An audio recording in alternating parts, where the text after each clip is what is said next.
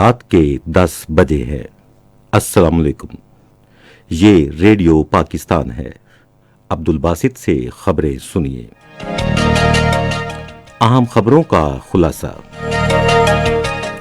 وزیر اعظم نے کہا ہے کہ پاکستان میں اقلیتیں برابر کی شہری ہیں، جبکہ آئین ملک میں تمام طبقوں کے لیے بنیادی حقوق کو یقینی بناتا ہے۔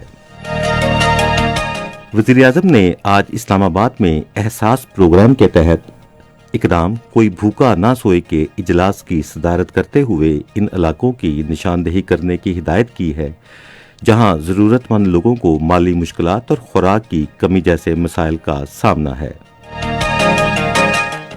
وزیر خارجہ نے کہا ہے کہ انگیج افریقہ پالیسی کا مقصد پاکستان کا افریقہ میں سفارتی ترجیحات اور معاشی تعلقات کو فروغ دینا ہے۔ کابینہ کی اقتصادی رابطہ کمیٹی نے گندم کی نئی فصل آنے تک اس کے موجودہ ذخائر کو برقرار رکھنے کے لیے اضافی گندم درآمد کرنے کی منظوری دی ہے۔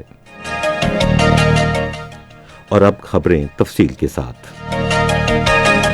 وزیر اعظم عمران خان نے کہا ہے کہ اقلیتی برادری کے افراد پاکستان کے برابر کے شہری ہیں، کیونکہ آئین ملک کے تمام افراد کو بنیادی حقوق فراہم کرتا ہے۔ آج رات ایک ترک نیوز چینل کے ساتھ ایک انٹرویو میں انہوں نے کہا کہ اہلیت اور مساوات قائد اعظم کے تصور کے مطابق پاکستان کے رہنما اصول ہیں۔ انہوں نے کہا کہ یہ بدقسمتی ہے کہ عسکریت پسند ہزارہ برادری کو نشانہ بنا رہے ہیں اور داعش نے کوئٹہ میں اس برادری کے افراد کے حالیہ قتل کی ذمہ داری قبول کی ہے۔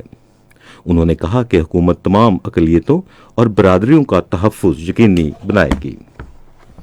مغرب میں اسلام مخالف پروپیگنڈے کے بارے میں ایک سوال پر انہوں نے کہا کہ مغربی قوتیں خاتم النبیین حضرت محمد صلی اللہ علیہ وآلہ وسلم کے بارے میں مسلم امہ کے جذبات کا احساس نہیں کر رہی ہیں۔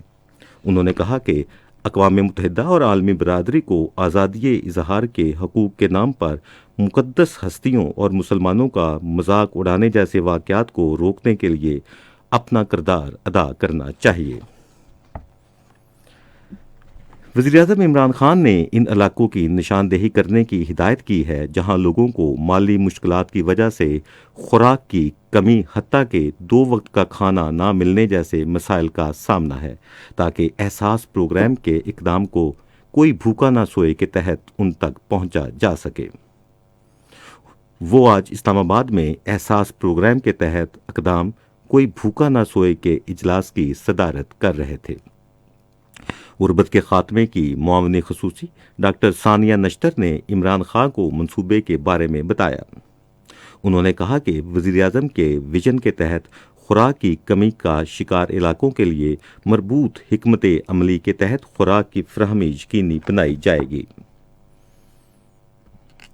غربت کے خاتمے کے بارے میں وزیر اعظم کی معاون خصوصی ڈاکٹر ثانیہ نشتر نے کہا ہے کہ وسیلہ تعلیم میں ڈیجیٹل اصلاحات کا مقصد وقار، شفافیت، احتساب کو فروغ دینا اور ہدف کے حصول کو بہتر بنانا ہے۔ وسیلہ تعلیم ڈیجیٹل کے بارے میں احساس رہبر کمیٹی کے آج اسلام آباد میں ہونے والے پہلے اجلاس سے خطاب کرتے ہوئے انہوں نے کہا کہ اسکول نہ جانے والے طلباء کے مسئلے سے نمٹنے کے لیے اس پروگرام کو پورے ملک میں توسیع دی گئی ہے۔ انہوں نے کہا کہ پروگرام میں 80 ارب روپے کے آئندہ 4 برس کے دوران ملک کے تمام 154 اضلاع میں پرائمری اسکول کے 50 لاکھ مستحق بچوں کو اسکولوں میں داخل کروایا جائے گا۔ وزیر خارجہ شاہ محمود قریشی نے کہا ہے کہ انگیج افریقہ پالیسی کا مقصد افریقہ کے ساتھ معاشی تعلقات اور سفارتی تعلقات کو توسیع دینا ہے۔ آج اسلام آباد میں انگیج افریقہ پالیسی کے تحت معاشی سفارتکاری کے تیسرے اجلاس کی صدارت کرتے ہوئے انہوں نے کہا کہ 1 ارب 30 کروڑ روپے کی لاگت کے ساتھ 54 ممالک پر مشتمل افریقہ پاکستان کے لیے اہمیت کا حامل ہے۔ کابینہ کی اقتصادی رابطہ کمیٹی نے نئی فصل کی آمد تک موجودہ ذخائر میں اضافے کے لیے اضافی گندم درآمد کرنے کی منظوری دی ہے۔ اقتصادی رابطہ کمیٹی نے، جس کا آج وزیر خزانہ ڈاکٹر عبدالحفیظ شیخ کی صدارت میں اجلاس ہوا، خیبر پختونخوا کے لیے 2 لاکھ میٹرک ٹن اضافی گندم، آزاد کشمیر کے لیے 80,000 میٹرک ٹن اور یوٹیلیٹی سٹورز کارپوریشن کے لیے 2,20,000 میٹرک ٹن اضافی گندم کی بھی منظوری دی۔ پاکستان اور کوریا نے تجارت کے تجارتی تعاون میں اضافے کے لیے ان شعبوں کے حقیقی صلاحیتوں سے استفادہ پر اتفاق کیا ہے۔ یہ اتفاق رائے آج پاکستان اور کوریا کی مشترکہ تجارتی کمیٹی کے ورچوئل اجلاس کے تیسرے مرحلے میں طے پایا۔ اسی کے ساتھ خبریں ختم ہوئیں۔